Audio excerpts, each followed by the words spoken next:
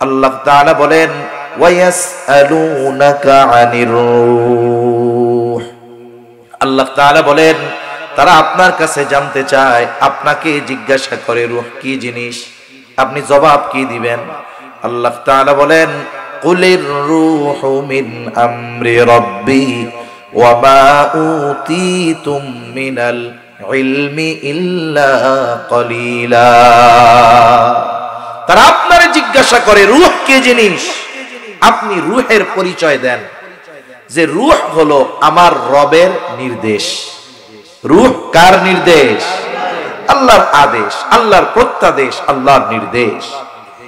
আবার আল্লাহ রাব্বুল আলামিন রূহ দেখতে কেমন, ধরতে কেমন, রংটা কেমন, ওজনটা কেমন, হাজারো প্রশ্ন আমাদের সামনে আসতে পারতো, কিন্তু আল্লাহ তাআলা সুন্দর এক কথা বইলা দিছেন যে রূহ হলো আপনার রবের আদেশ। সাথে সাথে আল্লাহ তাআলা বলেন ওয়ামা উতীতুম মিনাল ইলমি ইল্লা কলিলা। আল্লাহ তাআলা রূহের পরিচয় দেওয়ার সাথে সাথে বললেন তোমাদেরকে অতি সামান্য ইলম দেওয়া হয়েছে, অতি সামান্য জ্ঞান দেওয়া হয়েছে। তার মানে রূহ কি জিনিস, ধরতে কেমন, আল্লাহর আদেশটা কেমন, রংটা কেমন, ওজন কেমন, এই ধরনের সকল কিছুর বিশ্লেষণ করার যোগ্যতা, বোঝার যোগ্যতা আল্লাহ তাআলা আমাদেরকে দেন না। এখানেই ঈমানের প্রশ্ন। অনেক মানুষ নিজে বুঝলে ওইটারে বিশ্বাস করে, নিজের বুঝে না ধরলে ওইটাকে আর বিশ্বাস করে না। কেমন যেন সে বলতে চায় যে এই পৃথিবীর সব কিছু বোঝার যোগ্যতা আল্লাহ তারে দিয়েছে। আসলে বিষয়টা এমন নয়। আমরা যদি আমাদের জ্ঞানের পরিধি, ইলমের পরিধি কতটুক, এতটুক যদি আমরা বুঝতে পারতাম, তাইলে জীবনে মানুষ জ্ঞান নিয়ে, ইলম নিয়ে অহংকার করত না। আমাদের জ্ঞান কতটুক?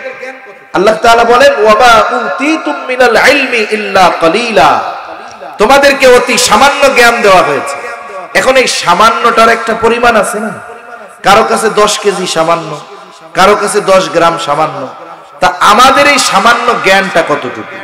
পবিত্র কোরআনুল কারীমের মধ্যে একটা সূরা আছে, এই সূরা কাহফ। সূরা কাহফ, এই সূরার মধ্যে কয়েকটা শিক্ষা সফরের ঘটনা আছে। একটা হলো মূসা আর খিজির আলাইহিমাস সালাম, এই দুইজনের সফরের ঘটনা। আল্লাহ তাআলা মূসা আলাইহিস সালামকে খিজির আলাইহিস সালামের কাছে পাঠাইছেন। এর কারণ কি? কারণ হলো একদিন মূসা আলাইহিস সালাম তার উম্মতদের সামনে ওয়াজ করতেছে।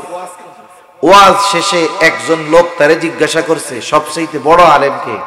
উনি বলছে আমি সবচেয়ে বড় আলেম। ওনার কথা তো ঠিক আছে, কোন দৃষ্টিকোণ থেকে ঠিক আছে? বলে আল্লাহ তাআলা যখন কাউকে কোন এলাকার জন্য নবী হিসাবে প্রেরণ করেন, ওই এলাকার সবার চাইতে বেশি ইলম আল্লাহ তাআলা ওনারে দান করেন।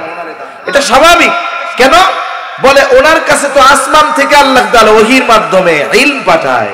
উনি এই দৃষ্টিকোণ থেকে বলছে যে আমি তোমাদের সবার মধ্যে সবচেয়ে বড় আলেম। কিন্তু আল্লাহ তাআলা মূসা আলাইহিস সালামের এই জবাব আল্লাহ তাআলা পছন্দ করেন না। হয়তো আল্লাহ তাআলা মূসা আলাইহিস সালামের জ্ঞান আরো বাড়াইতে চান। আল্লাহ তাআলা এবার পাঠাই দিয়েছেন খিজির আলাইহিস সালামের কাছে যাওয়ার জন্য বলছে। লম্বা কথা সংক্ষেপে বলতেছি। আবার খিজির আলাইহিস সালামের কাছে যে মূসা আলাইহিস সালামরে আল্লাহ পাঠাইছে, কেন পাঠাইতেছে এটাও তো আল্লাহ খিজির আলাইহিস সালামরে জানায় দিয়েছে, তাই না? যখন অনেক কষ্টের পরে দুইজনের সাথে সাক্ষাৎ হয়েছে, এইবার মূসা আলাইহিস সালাম ওনার সাথে থাকার জন্য ইচ্ছা পোষণ করছে। উনি বলছে আপনি আমার সাথে থাকতে পারবেন না। যাই হোক, একটা পর্যায়ে দুইজনে সফর শুরু করছে। তাদের সফর শুরু হয়েছে। এখন তারা একটা সমুদ্র পাড়ি দিবে একটা নৌকায়। দুইজনে একটা নৌকার মধ্যে উঠলো। নৌকা চলতেছে সমুদ্রের মধ্য দিয়া। হঠাৎ একটা দৃশ্য দুইজনের চোখে ধরা পড়ল। দুইজনেই দেখতে পাইলেন সমুদ্রের মধ্যে একটা পাখি উড়ন্ত অবস্থায় সমুদ্রের পানির সাথে ঠোঁট লাগায়া পানি পান করতেছে। নদী পথে, সমুদ্র পথে সফর করার সময় এই ধরনের পাখি দেখা যায় যে সে ডানা ঝাপটায়া উঠতেছে, ঠোঁটটা লাগায় লাগায় পানি পান করতেছে। এই দৃশ্যটা দুইজনের চোখেই পড়েছে। খিজির আলাইহিস সালাম এইবার মূসা আলাইহিস সালামকে বলে, ও ভাই মূসা, ওই যে তাকায়া দেখেন, এই যে পাখিটা পানি পান করতেছে, এই পাখির ঠোঁটে যতটুকু পানি লেগে আছে সর্বোচ্চ 1 ফোঁটা হবে। এইবার খিজির আলাইহিস সালাম বলে, ভাই আল্লাহ তাআলার ইলম, আল্লাহ তাআলার জ্ঞান যদি গোটা সমুদ্রের পানির সমপরিমাণ হয়, আল্লাহ তাআলার জ্ঞানের তুলনায় গোটা সৃষ্টি জগতের জ্ঞান ওই পাখির ঠোঁটে লেগে থাকা 1 ফোঁটা পানির চাইতেও কম। 1 ফোঁটা পানি তার চাইতেও গোটা সৃষ্টি জগতের মানুষের জ্ঞান কম, গোটা সৃষ্টি জগতের জ্ঞান কম। তাহলে চিন্তা করেন যে আল্লাহ তাআলা আমাদের যে জ্ঞান দিছে, ইলম দিছে, এটা যে কত কম, এই বিষয়টাও বোঝার মতো জ্ঞানও আমাদের নাই। এজন্য অনেক মানুষ একটু বুঝলেই মনে করে আমার চাইতে বোঝে কে বেশি, একটু বুঝলেই মনে করে আমি বড় জ্ঞানী। আর আমরা যদি এই বিষয়টা উপলব্ধি করতে পারতাম যে আমাদের জ্ঞানের পরিধি কতটুকু, তাহলে আমরা কোনোদিন আমাদের ইলম নিয়ে, জ্ঞান নিয়ে কোনোদিন অহংকার করতাম না। তা বলতেছিলাম যে আল্লাহ রাব্বুল আলামিন নারী আর পুরুষের মৌলিকভাবে সৃষ্টি এবং মৌলিক পরিচয় দেওয়ার ক্ষেত্রে কোনো তারতম্য করেন নাই। তারতম্য হইছে কখন? বলে যখন আল্লাহ সুবহানাহু ওয়া তাআলা আদম আলাইহিস সালাম আর হাওয়া আলাইহিস সালাম এই দুইজনের মাধ্যমে গোটা দুনিয়া ব্যাপী নারী পুরুষের বিস্তৃতি ঘটিয়েছেন। আল্লাহ তাআলা কোরআনুল কারীমের মধ্যে এই কথা বলেন, ইয়া আইয়ুহান নাসুত্তাকু রাব্বাকুমুল্লাযী খালাকাকুম মিন নাফসিন ওয়াহিদাহ ওয়া খালাকা মিনহা যাওজাহা ওয়া বাথসা মিনহুমা রিজালান কাসীরান ওয়া নিসা। আল্লাহ তাআলা বলেন, হে মানব সম্প্রদায়, ইত্তাকু রাব্বাকুম, তোমরা তোমাদের রবকে ভয় করো। আমাদের রবকে আরো জোরে বলেন না কে? তোমরা তোমাদের রবকে ভয় করো। কোন রব? আল্লাযী খলাকাকুম মিন নাফসিন ওয়াহিদা, যিনি তোমাদেরকে একটি প্রাণ থেকে সৃষ্টি করেছেন। এটা হলো আদম আলাইহিস সালাম। ওনার পৃষ্ঠদেশ থেকে আল্লাহ আমাদের বের করেছেন। এরপরে আল্লাহ তাআলা বলেন, ওয়া খালাকা মিনহা যাওজাহা ওয়া বাথসা মিনহুমা রিজালান কাসীরান ওয়া নিসা। তার থেকে তিনি তার জোড়া সৃষ্টি করেছেন। এরপরে আল্লাহ বলতেছেন এই দুইজনের মাধ্যমে আল্লাহ তাআলা অনেক নারী পুরুষের বিস্তৃতি আল্লাহ ঘটিয়েছেন। রাসূল আকরাম সাল্লাল্লাহু আলাইহি ওয়াসাল্লাম জানায় দিলেন, যার 2টা কন্যা সন্তান হবে, 2 কন্যা সন্তানের কষ্ট সহ্য করবে, তাদেরকে তাদের ঘর পোষণ ব্যবস্থা করবে, দিন শেখাবে, দিনদার পাত্রের হাতে তুলে দিবে। নবীজি জানায় দেন এই কন্যা সন্তানগুলো কিয়ামতের দিন তার জন্য জাহান্নাম থেকে অন্তরায় হয়ে দাঁড়াবে। তাহলে কন্যা সন্তানদের যদি যথাযথভাবে লালন পালন করা যায়, দিন শেখানো যায়, দিনদার পাত্রের হাতে তুলে দেওয়া যায়, তাহলে এই কন্যা সন্তান পরকালে জাহান্নাম থেকে বাঁচার কারণ হবে। সুবহানাল্লাহ। তাহলে ইসলাম নারীদেরকে বেঁচে থাকার অধিকার দিল, কন্যা সন্তান হওয়াকে সুসংবাদ বলে অভিহিত করলো। শুধু তাই না, সম্পদের মধ্যে তার অংশ সাব্যস্ত করলো, কন্যা হিসাবে তার অধিকার প্রতিষ্ঠা করলো, স্ত্রী হিসাবে তার অধিকার প্রতিষ্ঠা করলো, সাথে সাথে মা হিসাবে তার অধিকার প্রতিষ্ঠা করলো। এই জন্য একটা কন্যা সন্তান যখন দুনিয়ায় আসে, আল্লাহ তাআলা জানায় দিলেন এটা কিন্তু সুসংবাদ। এই জন্য কন্যা সন্তান হইলে ওই জাহেলিয়াতের সময় চেহারাটাকে কালো করা যাবে না। অনেক সময় অনেকে আশা করে প্রথমটা যদি পোলা হইতো ভালো হইতো, তাই না?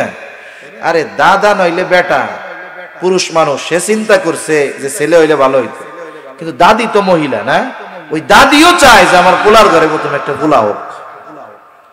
আর যদি 1টা 2টা পর পর কন্যা সন্তান হয়, তাইলে তো মনে করেন ওই বাড়িতে ওই মহিলার টিকা থাকাই দুষ্কর হয়ে যায়। কিন্তু সায়েন্স বলে, বিজ্ঞান বলে কন্যা, আর দেওয়ার মালিক তো আল্লাহ। দেওয়ার মালিক কে? ছেলে হোক মেয়ে হোক অথবা একেবারে না হোক, দেওয়ার ক্ষমতা কার? আল্লাহ তাআলা। ইয়াহাবু লিমান ইয়াশাউ ইনাসা ওয়া ইয়াহাবু লিমান ইয়াশাউ যুকুর আও ইউযাওয়িজুহুম যুকরানান ওয়া ইনাসা ওয়া ইয়াজআলু মান ইয়াশাউ আকীমা।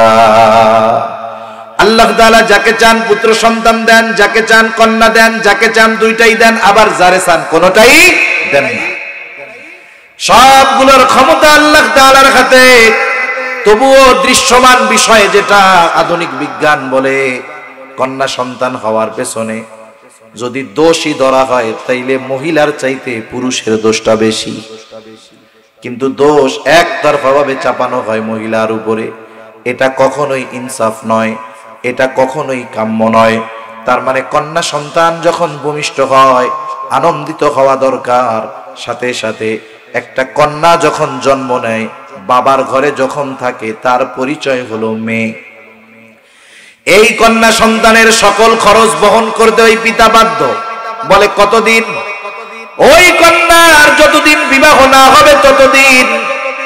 20 বছর হয়েছে বিবাহ হয় না, বলে বাপ খরচ বহন করতে বাধ্য। 22 বছর হয়েছে বিয়া হয় না, বলে খরচ করতে বাধ্য। কতদিন? কন্যা সন্তানের খরচ চালাতে পিতা বাধ্য, অভিভাবক বাধ্য। বলে যতদিন ওই কন্যা সন্তানের বিবাহ না হবে। তবে যদি ছেলে হয়, ছেলের ক্ষেত্রে বাপ বাধ্য কয়দিন? বলে ছেলে নাবালক থাকবে যতদিন। এখন বালক হয় কয় বছরে? 18 বছরের আগে বালক হয় না। এটা ভুল কথা। এটা কি কথা? ভুল কথা। এক জায়গায় লেখা দেখতেছি 18-র আগে সবাই শিশু। তার মানে 18 বছরের আগে আকাম কুকাম যা করুক এটা শিশু বলে চালায় দিবে। এ সুযোগ ইসলাম দেয় নাই। বালক হওয়ার সর্বশেষ সময়সীমা 15 বছর আরবি হিসাবে, মানে চন্দ্র হিসাবে। যদি 15 বছর হয় চন্দ্র হিসাবে, তাইলে ইংরেজি হিসাবে 14 বছর 7 মাস এরকম হয় আর কি। একটা ছেলে 14 বছর 7 মাস বয়স হইলে এর আর নাবালক বলার কোনো সুযোগ নাই। এর আগেও হইতে পারে। ফুড পয়জনিং এর কারণে এখন 8-10 বছরে হয়ে যেতে পারে, 11তে হইতে পারে, 12তে হইতে পারে, 13তে হইতে পারে, 14তে হইতে পারে। তবে 14 বছর 7 মাসের পরে একে আর নাবালক বলার কোনো সুযোগ নাই। এখন ওর বয়স 15 বছর হয়ে গেছে। বাপ যদি বলে এখন থেকে আমি তোমার স্কুলের খরচ দিতে পারবো না, তোমার প্রাইভেটের টাকা দিতে পারবো না, স্কুলের বেতন দিতে পারবো না, বলেন তো এই কথা বলার অধিকার বাবার আছে না নাই? আছে। কিন্তু মেয়ের ক্ষেত্রে এই কথা বলার সুযোগ নাই। তুমি বালেগা হয়ে গেছো, এখনো বিয়া হয় না কেন? তোমার খরচ দিতে পারবো না, কামাই করে খাওয়াও, বলতে পারবে? বলার সুযোগ নাই। তার মানে দেখেন, মূলত বাবার ঘরে আল্লাহ তাআলা নারীকেই অধিকার বেশি দিয়েছে। আবার ছেলে মেয়ে দুইজনই বিয়ের উপযুক্ত হয়েছে। বাপ মা সবাই মেয়েটার বিবাহ দেওয়ার জন্য পেরেশান। ছেলেটার বিয়ার বয়স হয়েছে, ওর ব্যাপারে কারো চিন্তা নাই। অথচ আল্লাহ তাআলা অভিভাবকদের বলে দিছে যে তোমার অধীনস্থ বিবাহ উপযুক্ত যে হবে, দাস দাসী হয় হোক, তাদেরকে তোমরা বিয়ে দিয়ে দাও। আদেশটা কার? আল্লাহ তাআলা বলেন ওয়ানকিহুল আয়ামা মিনকুম ওয়াস-সালিহিনা মিন ইবাদিকুম ওয়া ইমাইকুম ইন ইয়াকুনু ফুকারা ইউগনিহিমুল্লাহ। এক কথায় অধীনস্থ যারা বিবাহ উপযুক্ত তাদেরকে তোমরা বিয়া দিয়া দাও। আদেশ হলো অভিভাবকের উপরে। অনেক সময় অনেকরে দেখছি, মেয়ে যখন জন্ম নিছে সুন্দর মতো মেয়ের নামে, মেয়ে হয়েছে তো এই জন্য মেয়ের জন্যই উদ্দেশ্য করে 10টা গাছ লাগাইছে, মেহগুনি গাছ, ফাঁকা জায়গা লাগাইছে। মেয়ের বিবাহের সময় মেয়েও চিন্তা করে বাপ টাকা পাইব কই। মা চিন্তা করো না, 10টা মেহগুনি গাছ লাগাইছিলাম না, ফাঁকা জায়গায় লাগাইছিলাম, খুব লম্বা হয়েছে, এটা দামও অনেক হইব, মিনিমাম 10 লাখ। তুমি চিন্তা করো না। কেন? পোলারেও তো বিয়ার উপযুক্ত হইলে বিবাহ দেওয়ার দরকার ছিল। মাইয়া হইছে 10টা গাছ লাগাইছেন, পোলার লাগে 10টা লাগার নাই কেন? এবার যখন ছেলে বিবাহ উপযুক্ত হয়, বিবাহ করতে চাইলে বলে হ্যাঁ আগে ইনকাম করো, নিজের পায়ে খাড়াও। এইবার মনে করেন চাকরি বাকরি ব্যবসা বাণিজ্য ধরছে, এখনকার বিয়ে শাদী দিয়া দাও। 25 বছর খাওয়াইলাম, আমাকে 5 বছর খাওয়াই নাও, এরপরে অন্য বেটার মাইয়ার এনে খাওয়াইও। আপনি কি করলেন? ওরে বিয়া দিতে দিতে ওর 30 বছর বার করে দিলেন। আগে নিজের পায়ে দাঁড়াও, এই করো সেই করো। এখন কি হইল? ও যখন বিবাহ উপযুক্ত হয়েছে, প্রাপ্তবয়স্ক হয়ে গেছে, এই সময় আপনি বিবাহ না দেওয়ার কারণে ও যদি কোনো পাপের সাথে জড়ায় যায়, তাহলে ওই পাপের ভাগীদার হাজী সাহেব তাহাজ্জুদ গুজার বাপ নামাজের সিজদায় থাকা অবস্থায়ও ওর পাপের সমপরিমাণ, ওর গুনার সমপরিমাণ গুনাহ ওই বাবার আমলনামায় যোগ হয়ে যাবে। এজন্য সিস্টেম আগের থেকে করেন। ছেলের জন্য 10টা গাছ লাগাবেন, বিবাহ উপযুক্ত হইলে বলবেন যে তোমরা বিবাহ উপযুক্ত হইলে বিবাহ দেওয়ার দায়িত্ব আমার ছিল, এই যে নাও 10 লাখ, তুমি এটা দিয়ে কি করবা করো, বিবাহ শাদী করো, এখন আমার দায়িত্ব। কারণ বিবাহ না দিলে তুমি গুনাহ করবা, পাপ করবা, আর সেটার ভাগীদার আমি হব, এটা হবে না। কিন্তু বিষয়টা হলো কি, কন্যার ক্ষেত্রে বাবা বিবাহ দেওয়ার জন্য প্রস্তুত নিজ খরচে, আর ছেলেরটা নিজে উপার্জন কইরা, তাও কত ঘষা মাজা তেল মাইরা এরপরে বিয়ে করা লাগে। এই যেই তো ঠকায়া দিলেন ছেলেদেরকে বাবারা, এখানেই তো আমার ছেলেদের উপরে জুলুম হয়ে গেল। যাই হোক, এরপরে বিবাহ হবে। যেই ছেলেটা পছন্দ হয়, বলে ছেলে শুধু পছন্দ হলে হবে না, বিবাহ করার সময় তাকে মোহর দেওয়া লাগবে, ওই মেয়েকে মোহরানা দিয়ে বিয়ে করা লাগবে। এরপরে শুধু মোহরানা দিলে হবে না, বরং ওই মেয়েটার মৌলিক যত চাহিদা আছে সবগুলো পূরণ করার জিম্মাদারি তার নিতে হবে। ছেলে যদি কয় বিয়ে করতে রাজি, মোহরানাও দিতে পারবো না, খাদ্য বস্ত্র চিকিৎসা বাসস্থান কিছু দিতে পারবো না, সব শ্বশুর আপনি দিবেন। এইবার ওরে বাঁশ একটা নিয়ে পিটায় কবে তোমারে বিয়ে করতে আইছে, বিয়ে করতে কইছে কেনা বাপ, ঠিক কিনা কন?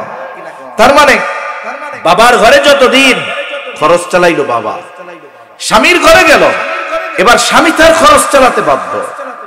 এরপরে আল্লাহ সন্তান সন্ততি দিছে, স্বামী মারা গেছে, আল্লাহ তাআলা স্পেশাল ভাবে আয়াত নাজিল করে সন্তানদেরকে মায়ের সাথে সদাচরণ করা, তাকে সর্বোচ্চ সন্তুষ্ট করার নির্দেশ আল্লাহ তাআলা দিয়ে দিয়েছে। তাহলে একটা নারীর গোটা হায়াতে মৌলিকভাবে কোনো খরচ আছে নাই, এরপরেও ইসলাম তাকে দিছে কতটুক, বলে পুরুষের অর্ধেক দিছে, কিন্তু তার খরচ নাই। কিন্তু একটা পুরুষের গোটা হায়াতে খরচের কোনো শেষ নাই। এই বিষয়টা নিয়ে ইসলাম বিদ্বেষীরা লাফায়, বলে ইসলাম নারীদের ঠকাইছে, নাউজুবিল্লাহ। কিন্তু একটু খেয়াল করলে বোঝা যায় বাস্তবে ইসলাম নারীদের ঠকায় নাই, বরং তাদের আরো জিতায় দিছে, ঠিক কিনা বলেন? কিন্তু ইবাদতের প্রতিদান দেওয়ার ক্ষেত্রে আল্লাহ তাআলা এই ধরনের কোনো তারতম্য রাখেন নাই। আল্লাহ তাআলা বলেন মান আমিলা সালিহাম মিন যাকারিন আও উনসা ওয়া হুয়া মুমিন, মান আমিলা সালিহাম মিন যাকারিন আও উনসা, যে নারী অথবা পুরুষ আমলে সালেহ করে, ওয়া হুয়া মুমিন, আর সে মুমিন। তার মানে মুমিন নারী অথবা পুরুষ যদি আমলে সালেহ করে, ঈমান আছে, আমলে সালেহ করে, আল্লাহ তাআলা ওই ইমানদার সৎকর্ম করনেওয়ালা ওয়ালি নারী আর পুরুষের জন্য 2 ধরনের পুরস্কারের ঘোষণা দিয়েছে। কয় ধরনের? 2 ধরনের। তাহলে 1 নম্বর শর্ত তো ঈমান, সাথে সাথে আমলে সালেহের কথা আল্লাহ তাআলা বলছেন। আমি ঈমান সম্পৃক্ত কথা না, আমল সম্পৃক্ত কিছু কথা বলি। এখন আমলে সালেহ কেমনে হবে? ওই আমলটাই মূলত আমলে সালেহ, যেই আমল আল্লাহর কাছে কবুল হওয়ার যোগ্যতা রাখে। একটা হলো পেশ করার যোগ্যতা, আরেকটা হলো কবুল হওয়ার যোগ্যতা। পরীক্ষার খাতা সবারটাই জমা নেওয়া হবে, কিন্তু সবাই পাস করবে না। পাস করবে কে? বলে যে পাস করার মতো মার্কের অ্যানসার যে দিয়েছে সে পাস করবে, ঠিক কিনা বলেন? তাহলে 1 নম্বর শর্ত তো ঈমান আছে। এর পরবর্তীতে কোন আমলগুলো করলে, কোন শর্তগুলো মানলে আমার আপনার আমল আল্লাহর কাছে কবুল হয়ে যাবে? বুজুর্গানে দিন গুরুত্বপূর্ণ কয়েকটা শর্তের কথা বলেন। এক নাম্বার যেই শর্ত, যে কোনো আমল, এটা ছোট হোক চাই বড় হোক, ওই আমলটা দুনিয়ার মানুষকে দেখানোর জন্য নয়, দুনিয়ার মানুষের বাহবা পাওয়ার জন্য নয়, বরং ওই আমলটা একমাত্র যার সন্তুষ্টির জন্য করতে হবে তিনি কে? আমল যেটা হোক, কাজটা আল্লাহর খুশির জন্য করতে হবে। তাইলে এই আমল ছোট হলেও আল্লাহর কাছে কবুল হবে। আর আমল বড় কিন্তু আল্লাহর জন্য নয়, বলে এটা যত বড় হোক এটা দিয়ে আল্লাহর কাছ থেকে ছাড় পাওয়া যাবে না। প্রসিদ্ধ হাদিস আছে আবু হুরায়রা রাদিয়াল্লাহু তাআলা আনহু থেকে বর্ণিত, একজন যুদ্ধের ময়দানে, জিহাদের ময়দানে শহীদ হয়ে গেছে, রক্তাক্ত অবস্থায় আল্লাহর সামনে উঠবে। আল্লাহ তাআলা জিজ্ঞাসা করবে এই অবস্থা কেন? লোকটা বলবে যে জিহাদ করে আমার জীবন দিয়ে দিয়েছি। আল্লাহ তাআলা জিজ্ঞাসা করবে বান্দা কেন জিহাদ করেছো? লোকটা বলবে আল্লাহ আপনার সন্তুষ্টির জন্য জিহাদ করেছি। আল্লাহ তাআলা বান্দার অন্তরের খবর জানে। আল্লাহ তাআলা বলবে না বান্দা, না না, তুমি আমার সন্তুষ্টির জন্য জিহাদ করো নাই, তুমি জিহাদ করেছো যাতে করে দুনিয়ার মানুষ তোমার বীরত্বের প্রশংসা করে। যে উদ্দেশ্যে জিহাদ করেছো দুনিয়ায় তুমি তা পেয়ে গেছো। আজকে আমি আল্লাহর তরফ থেকে তোমার জন্য কিছু নাই, তুমি চলে যাও, তোমার ঠিকানা হলো জাহান্নাম। ওই রকম দানশীল, দান কইরাও জাহান্নামে যাওয়া লাগবে কেন? বলে আল্লাহর জন্য করে নাই। ইলম অর্জন করে জাহান্নামে যাওয়া লাগবে কেন? বলে আল্লাহর জন্য করে নাই। এই জন্য যে কোনো আমল আল্লাহ তাআলার কাছে কবুল হওয়ার অন্যতম শর্ত হলো ইবাদতটা একমাত্র আল্লাহর জন্য হতে হবে, খালেস ভাবে আল্লাহর জন্য করতে হবে।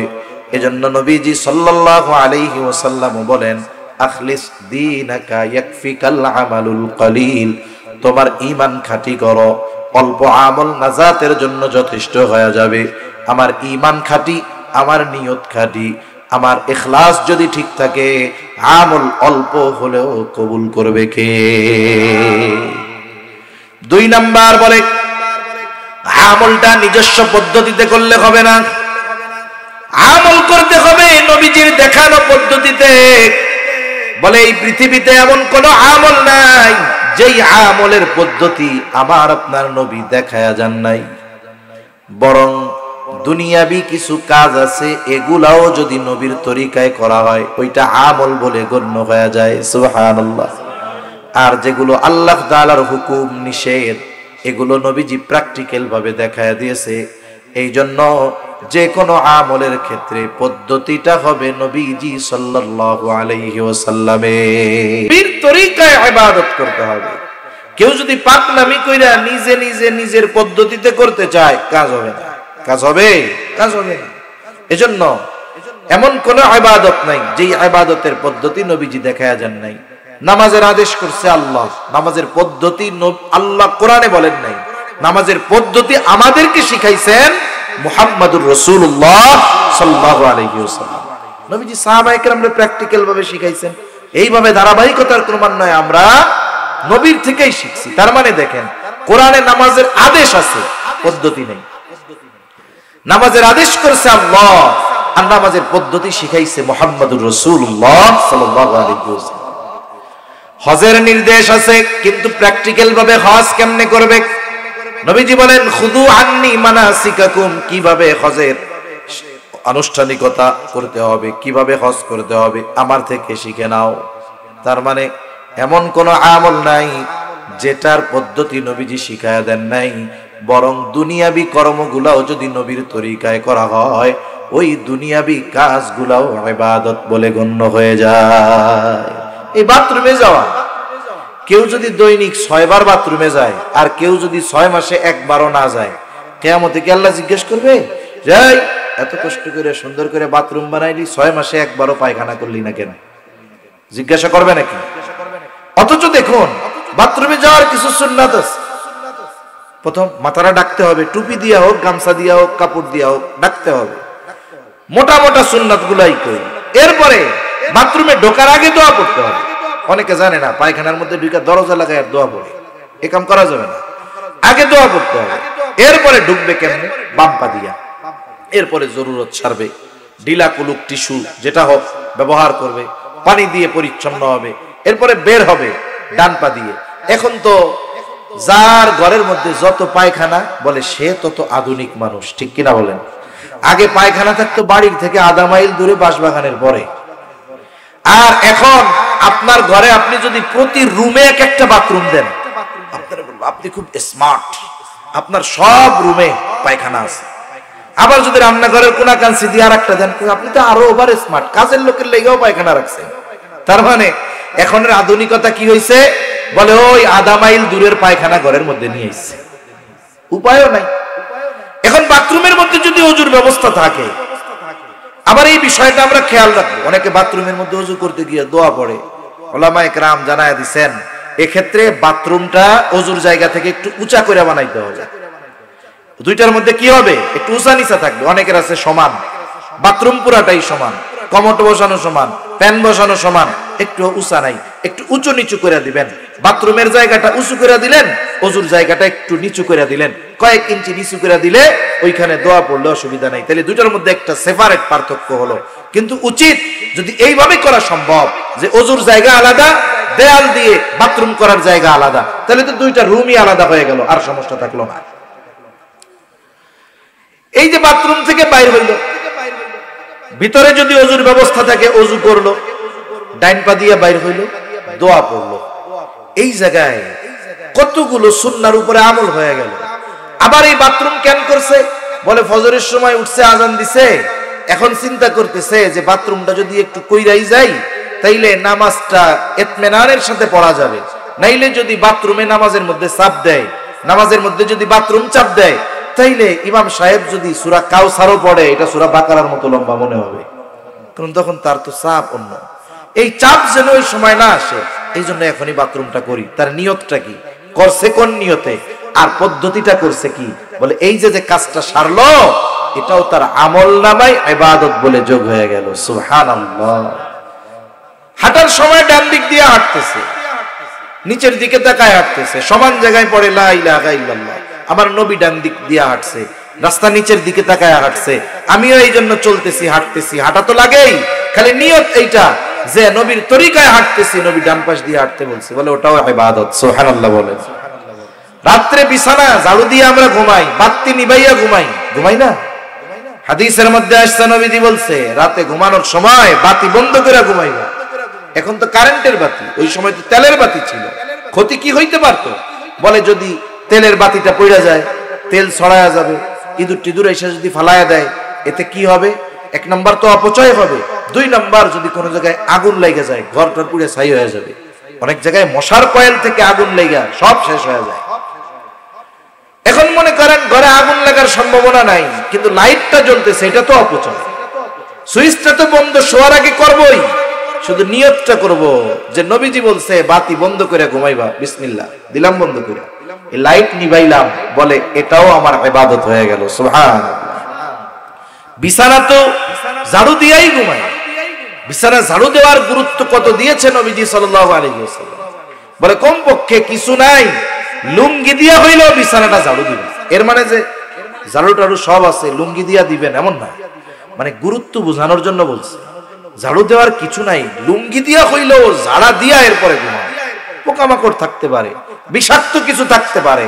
এখন ঝাড়ু তো দেওয়া হয়, বাসায় যায় বলবেন বিছানাটা তো রাতে ঝাড়ু দাও, কিন্তু এই নিয়তে দিবা। নবীজি বলছে বিছানা ঝাড়ু দিয়া ঘুমাইবা, বিসমিল্লাহ কয়ে ঝাড়ু দিল, এই বিছানা ঝাড়ু দিল, এটাও ইবাদত হয়ে গেল। সুবহানাল্লাহ বলেন।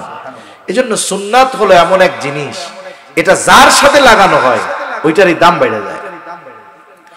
3 নাম্বার বলে ইবাদত কবুলের জন্য অন্যতম শর্ত, যেই ইবাদত করবে সেই ইবাদতের মাসলা মাসাইল গুলো জানা দরকার। এজন্য নবীজি সাল্লাল্লাহু আলাইহি ওয়াসাল্লাম বলেন, তলাবুল ইলমি ফরিদাতুন আলা কুল্লি মুসলিম। দ্বীনি ইলম শিক্ষা করা প্রত্যেক মুসলমান নরনারীর উপরে ফরজ। জুয়ানের উপরে যেমন ফরজ, বুড়ার উপরেও ফরজ যদি না শিখা থাকে। এখন কথা হইল শিখবেন কোথায়? ছোটদেরকে তো দিয়া দিলেন ইন্দ্রাণী মাদ্রাসায়, কারণ ক্লাস 3-4 পর্যন্ত নুরানি যেই ছেলেটা পড়ে, জরুরতে দিন, ওর যতটুকু দিন শেখা জরুরি, দরকার, ফরজ, ওই নুরানির বাচ্চা তো শিখা গেছে। অনেক মুরব্বী আছে যতটুকু দিন শেখা ফরজ এখনো শিখতে পারে নাই। আপনি শিখবেন কেমনে? পদ্ধতি আছে। এক সময় খানকায় গিয়া শেখা যাইতো, হক্কানি পীর মাশায়েখের কাছে গিয়া। কিন্তু এখন অনেক সময় দেখা যায় অনেক আহলে হক পীর সাহেবরা আছেন, ওনার মুরিদের সংখ্যা এত বেশি, ওনার কাছে মাসলা শুনবেন কি, গোটা হায়াতে 2-4 বার মুসাফাও করা যায় না, হয় না? ভিড়ের কারণে এরকম এখানে শিখতে পারলেন না। এখন কি করবেন? আপনার মসজিদ আছে, আমি যদি আপনার ইমাম রে বলি, ভাই ইমাম সাহেব হুজুর, দ্বীনি ইলম যতটুকু শেখা দরকার আমরা তো জানি না, আমরা তো কাজকর্ম করে খাওয়া লোক, পরিশ্রমী লোক, মাদ্রাসায় ভর্তি হওয়া সম্ভব না, আবার যে 3 চিল্লায় চলে যাবো এটাও সম্ভব নয়। আপনি এক কাম করেন, এশার নামাজের পর আমাদের আধা ঘন্টা সময় দিয়ে একটু সূরা কেরাত সহ যেগুলো দরকার আস্তে আস্তে একটু শেখায়া দেন। আচ্ছা বলেন তো, কোন মসজিদের ইমাম সাহেব কি এই কথা বলবে নাকি যে না না না আমার ব্যস্ততা বেশি, আমি সূরা টুরা শিখাইতে পারবো না? বলবে? বরং যদি মুসল্লি আগ্রহী হয়, ইমাম দ্বিগুণ আগ্রহের সাথে তাদেরকে শেখানোর চেষ্টা করবে। কিন্তু শিখতে চায় না কেন? কারণ চিন্তা করে আমার পোলা 3টা থাকে হলো ইটালি, আমি হলাম মসজিদের সেক্রেটারি, আমি যে দোয়ায় কুনুত পারি না এটা হুজুর জানলে আমার ইজ্জত থাকবো? আমার যে সূরা ফাতিহা শুদ্ধ নাই এটা যদি হুজুর জানে আমার মান সম্মান থাকবো? দৈনিক সকাল বিকাল আমি ইমাম মুয়াজ্জিনকে ধমক দেই, আমার যে সূরা ইখলাস শুদ্ধ নাই এটা যদি জানে তাহলে আমার মাথার উপরে থাকবো? এই যে আমি লজ্জা করে নিজের সম্মান বাঁচানোর ধান্দা করে যে শিখতেছি না, এতে কি হচ্ছে? বলে দেখা যাচ্ছে আমার গোটা হায়াতের নামাজগুলো সব বরবাদ হয়ে যাচ্ছে। ঠিক কিনা বলে? সূরা কেরাত শুদ্ধ নাই, বলে নামাজে অশুদ্ধ পড়া, এটা তো সে নামাজ ভঙ্গের প্রথম কারণ, তার মানে সারা জীবনের নামাজই শেষ। এজন্য মনে রাখতে হবে ইলম শেখা দরকার। কেন দরকার? আপনি নামাজ পড়েন, নামাজের কিছু মাসালা আছে, কিছু বিষয় আছে ফরজ, নামাজের বাইরে ভিতরে 13 ফরজ। বলেন তো ফরজ যদি একটা ছুইটা যায়, এটা বাহিরের হোক আর বা ভেতরের হোক, বলেন তো নামাজ যদি 50টা সাউসিজদা দেয় নামাজ হবে? এখন কার ফরজ ছুইটা গেল বুঝবে কে? বলে ফরজগুলো জানে যে সে বুঝবে যে আমার এই ফরজটা ছুটছে, আর না জানলে টেরও পাবে না। নামাজের ওয়াজিব 14টা, বলে ওয়াজিব যদি ছুটে যায় সাউসিজদা দিতে হবে, যদি না দেয় নামাজ হবে না। বলে ওনার যে নামাজের মধ্যে ওয়াজিব ছুটে গেছে টের পাবে কেমনে? বলে টের পাইতে হলে নামাজের ওয়াজিব 14টা ওনার জানা লাগবে, না জানলে ওয়াজিব ছুটলে টেরও পাবে না, সাউসিজদা দিবে না, নামাজও হবে না। নামাজ ভঙ্গের 19 কারণ জানা লাগবে, কারণ এই 19 কারণ থেকে একটি কারণও যদি পাওয়া যায় তাহলে নামাজ থাকবে না। এখন জানবে কে? বলে যে নামাজ ভঙ্গের 19 কারণ জানে। যদি না জানে, নামাজ ভঙ্গের কারণ নামাজের মধ্যে পাওয়া গেলে উনি বুঝতে পারবে না, উনি টেরও পাবে না, কিন্তু ওনার নামাজ হবে না। সাথে সাথে তাহারাত তথা পবিত্রতা সম্পৃক্ত মাসালাগুলোও জানা দরকার। গোসলের ফরজগুলো জানতে হবে, ওযুর ফরজগুলো জানতে হবে। যদি ওযু ছুইটা যায় তাহলে যদি সে টের না পায়, ওযু ভাঙ্গার কারণ 7টা যদি না জানে, ওযু ভাঙলে টেরও পাবে না, দেখা গেল তার নামাজও হইল না।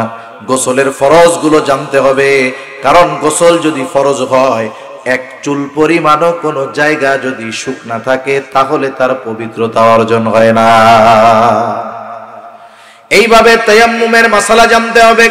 প্রত্যেকটা এই বিষয়গুলো যারা আমাদের জন্য জরুরি, কিন্তু আফসোস দেখা যাবে অধিকাংশ মুসল্লির জানা নাই, আবার শিখতেও আগ্রহী হয় না, শুধুমাত্র লজ্জার কারণে।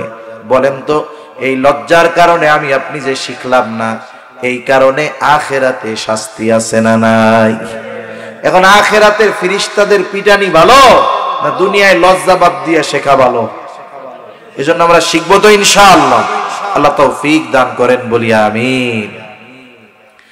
4 নাম্বার, ইবাদত কবুলের জন্য গুরুত্বপূর্ণ একটি শর্ত হলো হালাল খাবার। হালাল খাবার গুরুত্বপূর্ণ একটি বিষয়, কিন্তু আফসোস এখনকার জামানা হলো এইরকম, মানুষ খাবারটা যদি সুস্বাদু লাগে আগ পিছার তাকায় না। অনেক সময় চিন্তা করে খাবার হালাল হইলে হইল, উপার্জন যেমনে হয় হোক, বিষয়টা এমন নয়। বরং উপার্জনও হালাল হতে হবে, খাবারটাও হালাল হতে হবে। খাবারটা পবিত্র হওয়ার জন্য, আমার জন্য বৈধ হওয়ার জন্য আমার উপার্জন হালাল লাগবে। মনে করেন এক লোক খুব ফজিলত শুনছে জমজমের পানির, জমজমের পানির ফজিলত। কারণ জমজম সাধারণ পানির মতো না।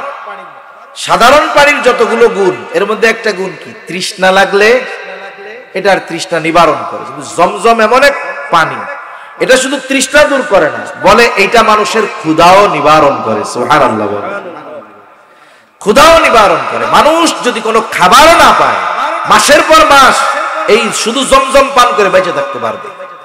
এখন ফজিলত তো আরো শুনছে যে এটা পান করলে, রোগ মুক্তির জন্য পান করলে আল্লাহ তাআলা রোগ থেকে মুক্তি দেয়, শেফা হিসাবে পান করা যায়। কিন্তু টাকা থাকলেই তো আর এটা পাওয়া যাবে না। আরেকজনকে, দোস্ত আমার কাছে এই পানির সন্ধান আছে, কোন জায়গায়, অমুকে হজ করে আইছে না, ওনার বাড়ি আছে, চল এবার দুইজনে গিয়ে সুন্দর মতো চুরি করে আইনা পেট ভরে জমজমের পানি খাইছে। এখন বলেন তো, পানিটা তো মৌলিকভাবে হালাল আছে, চুরি করে আনার কারণে ওদের জন্য অবৈধ হয়ে গেছে। বুঝেন না এই কথা? এজন্য অনেকে সুদ ঘুষের টাকা খায়, এটারে অবৈধ মনে করে না, কিন্তু বাজারে গিয়া কসাইরে 15 বার জিজ্ঞাসা করে, গরু জবাই দেওয়ার সময় বিসমিল্লাহ কইছিলি? পকেটে টাকা ঘুষের, পকেটে টাকা সুদের, আছে না নাই? সুদ ঘুষ এটা এমন এক পাপ, আর এত জঘন্য পাপ যে এই পাপটারে মানুষ যে এত সহজে কেমনে মাইনা নিল আমার বুঝে আসে। সাধারণ পাপ আর এই সুদের পাপ এটা একরকম না।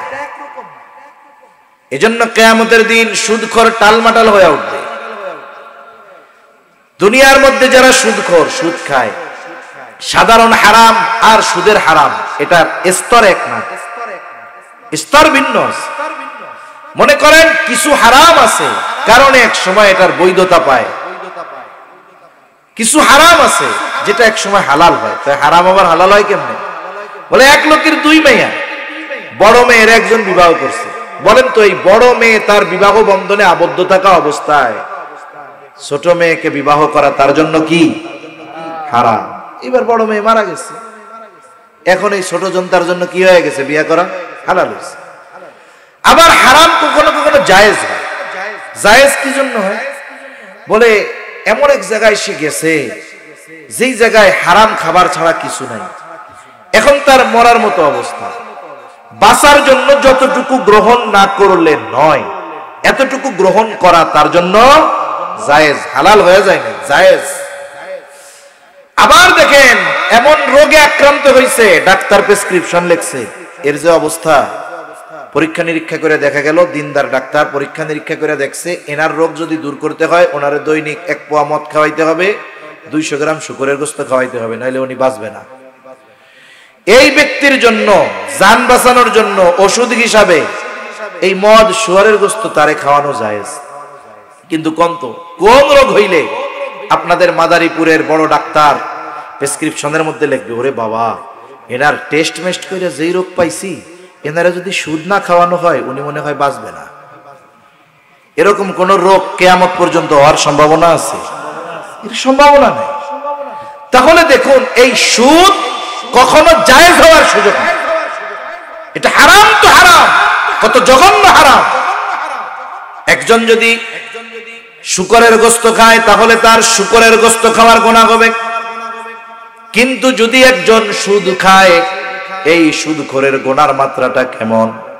নবীজি সাল্লাল্লাহু আলাইহি ওয়াসাল্লাম জানায় দেন, 1 দিরহাম বরাবর সুদ যে খাইলো সে কেমন যেন মায়ের সাথে জিনা করলো।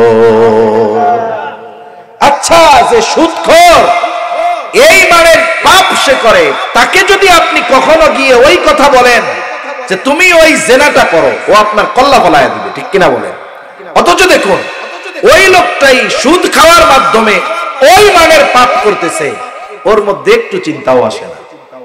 এজন্যই সুদখোর কিয়ামতের দিন টালমাটাল হয়ে উঠবে। কারণ যার মস্তিষ্ক সুস্থ, যেই ব্যক্তি সুস্থ, এই সুস্থ ব্যক্তি কোনোদিন এমন পাপ করতে পারে না যেই পাপ মায়ের সাথে জেনা করার মতো, ঠিক কিনা বলেন? আর যারা করে এরা কখনো সুস্থ ব্যক্তি হইতে পারে না। এজন্য এই সুদখোর কিয়ামতের দিন টালমাটাল হয়ে উঠবে। এজন্য আল্লাহর হস্তে বলি, এই সুদি কারবারির সাথে আপনারা জড়ায়েন না। এখন তো ব্যাংকের সুদ ফেল হয়ে গেছে পাবলিকের কাছে। অনেক জায়গায় আমার কাছে কয়েকজন আমার ধরছে, ভাই এক ব্যবসা ধরছি, তো কি হয়েছে, একটা ব্যবসা ধরছে করতেছে আর কি উনি, এখন ওনার ইনভেস্ট দরকার, ওনার পরিচিত ব্যাংকার আছে, প্রত্যেক দিন এসে আমার খালি খুশায় যে আপনারে লোন দেই। চিন্তা করেন ব্যাংক কি দৈন্য দশায় পড়ে গেছে পাবলিক লোন দেওয়ার জন্য খুঁজে। এখন অবস্থাটা কি, কিছু হোমমেড সুদখোর আছে, মনে করেন প্রবাস থেকে কারো টাকা পাঠায়, কি করব, ব্যাংকে তুই লাভ নাই, ব্যাংকে যা আহে এর চাইতে ঘরে বসে দিলে আরো বেশি আসে। ওরা ব্যাংকের থেকে আনে 10% সুদ দিয়া, পাবলিকের কাছে দেয় 20%।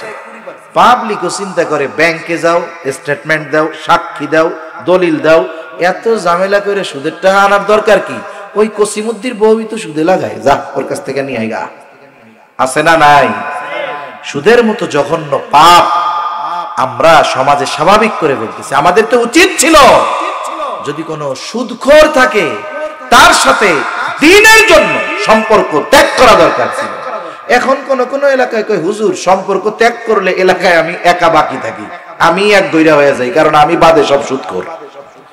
এখন যদি অবস্থা এরকম হয়ে যায় তাহলে তো আর কিছু করার নেই। আল্লাহ তাআলা এই সুদের মতো জঘন্য হারাম থেকে আমাদের হেফাজত করুক, বলি আমিন। আল্লাহর হস্তে এই কারবারির সাথে আমরা কেউ জড়াবো না। বনি ইসরাইলীরা, এই ইহুদিরা অভিশপ্ত হওয়ার অনেকগুলো কারণ আল্লাহ সূরা মায়েদার মধ্যে বর্ণনা করেছেন। এর মধ্যে একটি ছিল তারা সুদি কারবারি করত। এই অভিশপ্ত জাতির কাজ উম্মতে মুহাম্মাদির মধ্যে বিস্তার লাভ করতেছে। এজন্যই তো আমাদের উপরে কাফের মুশরিকরা চেপে বসছে, আমরা আল্লাহর অবাধ্যতায় লিপ্ত হয়ে গেছি। এই জন্য আর মনে রাখতে হবে, সুদের মধ্যে সাময়িক প্রবৃদ্ধি দেখা যায়, কিন্তু আল্লাহ তাআলা এর মধ্যে বরকত দেন না। বরকত হলো সাদাকার মধ্যে, সাদাকা করলে বরকত, যাকাতের মধ্যে বরকত। সুদের মধ্যে পরিমাণ দেখা যায় অনেক, কিন্তু আল্লাহ তাআলা এটারে বরকত শূন্য করে দেয়, ঠিক কিনা বলেন? এজন্য সম্মানিত উপস্থিতি, আমাদের উপার্জনটাকে আমরা হালাল করব, ঘুষ খাবো না। অনেক সময় ঘুষ যে শুধু বড় বড় সরকারি অফিসাররা খায় তা না, অনেক সময় গ্রাম্য সালিশ বিচার করে না, গ্রামের যারা সালিশ করে এরা যে কি চিজ, এদের কাছে হাইকোর্টের যেই বিচারক এটাও ফেল। কি করাত আছে না, যাইতেও কাটে আইতেও কাটে। হ্যাঁ, এরা কিছু কিছু মুরব্বী আমি দেখছি তো আমাদের এলাকায়, এরা নামাজ কালাম পড়ে, ওরে বাবা বুজুর্গ মানুষ। এখন গ্রাম্য সালিশ হবে, দুই পক্ষরে সাইজ করে, ওরে যায় কয় তুমি যা কাম করছো তোমার 10 লাখ টাকার কমে জরিমানা হবে না, এক কাম করো কমাই টমাই 3 লাখ করে দিব না, আমাকে 4 লাখ দিয়ে দিও। এই যে 4 লাখ ওর কাছ থেকে খাইলো। এইবার ওরে যায় কয় শোন অপরাধ তো কইরাই ফেলছে, এখন ওরে 3 লাখ বা 4 লাখ জরিমানা করে দিব না, আমাকে অর্ধেক দিস, নাইলে কিন্তু কিছু হইব না। আচ্ছা ঠিক আছে দিব না। তার মানে দেখেন, বাদীর কাছ থেকেও খাইলো, বিবাদীর কাছ থেকেও খাইলো, মধ্যে দিয়া এন্ডা হলো সুশীল শিক্ষিত একেবারে বিচারক, এন্ডা রায় দিয়া দিছে কত সুন্দর ভাবে। এরকম লোক আছে না নাই? দুই পক্ষ থেকেই কাটে। আল্লাহ তাআলা এইরকম মানবরূপী শয়তান থেকে আমাদের হেফাজত করুক। শয়তানও এদের অভ্যাস দেখা চিন্তা করে যে তোরা থাকতে আমার ওই এলাকায় যাওয়ার দরকার নাই, আমি ভাগলাম কোন সময় গজব আসে তার ঠিক নাই, আমি আল্লাহর একটা আদেশ অমান্য করে আমার অবস্থায় এই, আর তোরা যে কি করতেছস, শয়তানও অবাক হয়ে যায় আমার মনে হয় আমাদের এই কাজগুলো দেখে। এজন্য ঘুষ থেকে বাঁচতে হবে। আর রাশি ওয়াল মুরতাশি ওয়াল রায়েশ, ঘুষের সাথে সম্পৃক্ত যারা আছে, দেনেওয়ালা, মধ্যস্থতাকারী, নেনেওয়ালা, এরা সবাই সমান। সুদের ক্ষেত্রেও এরকম, আকিলের রিবা ওয়া মুকিলাহু ওয়া কাতিবাহু ওয়া শাহিদাইহি, বলে যে খায়, যে দেয়, যে নেয়, যে লেখে, যে সাক্ষী থাকে, সবগুলো আল্লাহর লানত এদের উপরে। এজন্য আমরা সুদ ঘুষ থেকে বাঁচবো, বলেন ইনশাআল্লাহ। উপার্জন হালাল করতে হবে, হালাল উপার্জন করা ইবাদত। আর অল্প সময়ের মধ্যে শেষ করে দিব। হালাল উপার্জন ইবাদত। নবীজি সাল্লাল্লাহু আলাইহি ওয়াসাল্লাম বলেন, কাসবুল হালালি ফরিদাতুন বাদাল ফরিদা, ফরজ ইবাদতের পরে অন্যতম ফরজ ইবাদত হলো হালাল উপার্জন করা। কোন ব্যক্তি 5 ওয়াক্ত নামাজ যথাযথভাবে আদায় করে, হালাল উপার্জনের নিয়তে হালাল কর্ম করে, উপার্জনের নিয়ত হালাল, তার কর্মটাও হালাল, বুজুর্গানে দিন বলেন এই কর্মটাও তার আমলনামায় ইবাদত বলে যোগ হয়ে যায়। কারণ হালাল খাওয়ার নির্দেশ দিবেন কে? আল্লাহর এই নির্দেশ মান্য করতে গিয়েই তো সে হালাল কর্মের দ্বারা হালাল উপার্জন করতেছে, এজন্য এটাও তার আমলনামায় ইবাদত বলে যোগ হবে। তাহলে উপার্জনটা হতে হবে হালাল, সাথে সাথে খাবারটাও হতে হবে হালাল। এই দুই জিনিসের সমন্বয়ে যখন ঘটবে, উপার্জন হালাল হবে, খাবার হালাল হবে, ইবাদতটা আল্লাহর কাছে কবুল হবে। সুবহানাল্লাহ বলেন। আর যারা হারাম খায় এদের বড় বড় ক্ষতি। 1 নাম্বার ক্ষতি বলে এদের দোয়া আল্লাহ কবুল করে না। দোয়া কবুলের যত সময় আছে, যত জায়গা আছে, কোথাও এদের দোয়া আল্লাহ কবুল করে না। আরাফার ময়দানে গিয়ে দোয়া করব, কবুল হবে না। হজরে আসওয়াদ ধরে দোয়া করবে, কবুল হবে না। 2 নাম্বার, তার ইবাদত কবুল হবে না, কারণ যার খাবার অপবিত্র, খাবার হারাম, তার ইবাদত আল্লাহ তাআলা কবুল করেন না। আল্লাহ তাআলার সব রাসূলগণের প্রতি নির্দেশ, ইয়া আইয়ুহার রাসূলু কুলু মিনাত তাইয়্যিবাত ওয়া আমালু সালিহা, হে রাসূলগণ আপনারা পবিত্র খান আর আমলে সালেহ করেন। তার মানে খাবার অপবিত্র আর আমলে সালেহ হবে, আল্লাহর কাছে আমল কবুল হবে, এটা হতে পারে না। 3 নাম্বার বড় ক্ষতি, নবীজি সাল্লাল্লাহু আলাইহি ওয়াসাল্লাম বলেন, লা ইয়াদখুলুল জান্নাতা জাসাদুন গুযিয়া বিল হারাম, হারাম বক্ষণকারীর শরীর জান্নাতে প্রবেশ করবে না। তাইলে এই একটু হারামের আরাম করতে গিয়ে, হারাম দিয়ে একটু আরাম করতে গিয়ে যদি ইবাদত কবুল না হয়, যদি জান্নাতে না যাওয়া যায়, যদি দোয়া কবুল না হয়, তাহলে বলেন তো ওই হারামের সাথে সম্পর্ক রাখা এটা বুদ্ধিমানের কাজ না বোকা মানুষের কাজ? মানুষ কেউ বোকা হইতে চায় না। এজন্য আমরা আমাদের উপার্জন খাবার উভয়টাকে হালাল করব, আল্লাহ তৌফিক দান করেন। এখন যদি এইভাবে আমরা ইবাদতগুলা করি, শর্ত ঠিক রাখা, ঈমান তো ঠিক আছে, শর্তগুলা ঠিক রাখা আমল করলাম, অল্প যদি হয়, এই ইবাদতের দুনিয়া আখিরাত উভয় জাহানে প্রতিদান দিবেন কে? আল্লাহ তাআলা এরপরে বলেন, ফালানুহিয়ান্নাহু হায়াতান তাইয়্যিবা, এই ইবাদতের দুনিয়ার প্রতিদান কি? আল্লাহ তাআলা বলে তারে হায়াতে তাইয়্যিবা দেওয়া হবে, পবিত্র জীবন আল্লাহ তাআলা দান করবে, পবিত্র জীবন। মুফাসসিরিনে কেরাম বলেন পবিত্র জীবন মানে কি? বলে অমুখাপেক্ষী জীবন, স্বল্পে তুষ্টতা, স্বল্পে তুষ্টতা, ইবাদতে মজা। আল্লাহ তাআলা তাকে পবিত্র এক জীবন দান করবে, যেই জীবনে থাকবে পবিত্রতার সাথে শান্তি। মনে রাখবেন, সুখ এক জিনিস, শান্তি আর এক জিনিস। সুখ আসবাবের সাথে সম্পৃক্ত বিষয়, আর শান্তি অন্তরের সাথে সম্পৃক্ত বিষয়। পাপী ঘরে এসি লাগাইয়াও গরমে ঘুমায় না, আর নেককার বান্দা ঘরে ফ্যানও নাই, আরামসে নাক ডাইকা ঘুমায়। কেন? বলে অন্তরে পেরেশান নাই। আল্লাহ তারে পেরেশানি মুক্ত জীবন দান করবে, ইবাদতে মজা দান করবে, তার ইবাদতে মজা দান করবে, স্বল্পে তুষ্টতা আল্লাহ দান করবে। তার মানে সে যতটুক পাবে ততটুকু নিয়েই সে সন্তুষ্ট থাকবে, আর একজনেরটা দেখা সে পরশ্রী কাতরতা তার মধ্যে ঢুকবে না। এই যে জীবনটা দুনিয়ায় প্রয়োজন আল্লাহ মেটায়া দিবে, একটা হলো প্রয়োজন, একটা হলো চাহিদা। প্রয়োজন দুনিয়ায় মেটানো সম্ভব, চাহিদা মেটানো সম্ভব না। আমাদের হায়াত সীমিত, কিন্তু আমাদের চাহিদা অনেক। এজন্য নবী সাল্লাল্লাহু আলাইহি ওয়াসাল্লাম দেখাইছেন, গোল ঘর কাটছে, এবার একটা দাগ নিছে ওই রেখার শেষ মাথায়, আর অনেকগুলো দাগ দিছে রেখার বাইরে। নবীজি বলেন, এই যে দাগের মাথায় যে দাগ, এটা হলো তোমাদের হায়াত, আর বাকি যেগুলো দেখো এগুলো সব চাহিদা। বনি আদমের পেট কবরের মাটি ছাড়া ভরবে না। এক জমিন স্বর্ণ পাইলে তার আরেক জমিন মনে হবে যে আরেকটা জমি স্বর্ণ পাইলে ভালো হইতো। আল্লাহ তাআলা এই যে চাহিদা, আকাঙ্ক্ষা, এগুলো আল্লাহ তাআলা দূর করে দিবে। শুকরগুজার বান্দা হওয়া যাবে, দুনিয়ার মধ্যে প্রকৃত শান্তি পাওয়া যাবে। আর আখিরাতে আল্লাহ কি দিবে? বলে দুনিয়ায় যে আমল করি এই আমলের দ্বারা জান্নাত পাওয়া, আমলের বিনিময়ে জান্নাত পাওয়া অসম্ভব। এজন্য আল্লাহ বলেন ওয়ালা নাজজিয়ান্নাহুম আজরাহুম বিআহসানি মা কানু ইয়ামালুন। মোট কথা হলো আমরা দুনিয়ায় যা আমল করি এই আমলের তুলনায় অনেক অনেক উত্তম প্রতিদান আল্লাহ আমাদের দান করবে। এখন আমি আপনি যদি এই দুনিয়ার একটু মজা ভোগ বিলাস ভোগ করতে গিয়া আখিরাতের এই বিষয়গুলো হারায়া ফেলি, তাহলে আমার আপনার মতো বোকা আর কেউ নাই, আমার আপনার মতো ব্যর্থ আর কেউ নাই। এজন্য আল্লাহ তাআলা বলেন সফলতা ব্যর্থতা দুনিয়ার গাড়ি বাড়ি টাকা পয়সা ধন দৌলত এগুলোর সাথে না। ফামান যুহজিহা আনিন নার ওয়া উদখিলাল জান্নাতা ফাকাদ ফাজ। ওই দিন যাকে আগুন থেকে বাঁচানো হবে, জান্নাতে প্রবেশ করানো হবে, ওটাই হলো সফল। আমরা সবাই আখিরাতে সফল হইতে চাই তো? কারা কারা চাই হাত উঁচা করেন। নারায়ে তাকবীর, নারায়ে তাকবীর। মাশাআল্লাহ, হাত নামাই। তাহলে কি করতে হবে? হারাম থেকে বাঁচতে হবে, সুদ ঘুষ থেকে বাঁচতে হবে, অন্যের টামাইরা খাওয়া থেকে বাঁচতে হবে, সাথে সাথে ইবাদতগুলো আল্লাহর জন্য করতে হবে, দ্বীনি কাজের সাথে সম্পৃক্ত থাকতে হবে। এই যে আপনাদের এলাকায় মাদ্রাসাটা, আপনারা মাদ্রাসার সাথে একটু সম্পৃক্ত থাকবেন। মাদ্রাসার মধ্যে লিল্লা বোর্ডিং হবে, কাজ চলতেছে, লিল্লা বোর্ডিং হবে, হেফজখানা আছে, নুরানি আছে, আপনারা লজিং রাখেন, খুব ভালো বিষয়।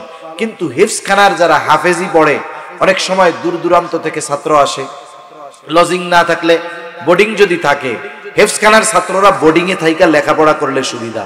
অনেক সময় আমরা মাদ্রাসায় যখন পড়ছি, মাদ্রাসার পাশে তার বাসা, মা বাপ কইছে বাসার থেকে খাওয়া লাগবে না, মাদ্রাসায় থেকে খাও। কেন?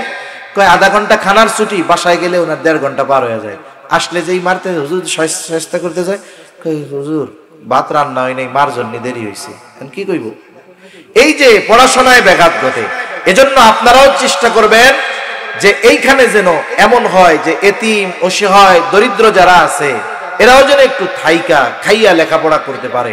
কারণ ইয়তিমরা থাকবে এখানে, কোরআনের তিলাওয়াত হবে, অসহায় মানুষেরা আইসা তাদের বাচ্চাদের দিয়া যাবে, ইয়তিম মিসকিনরা পড়বে।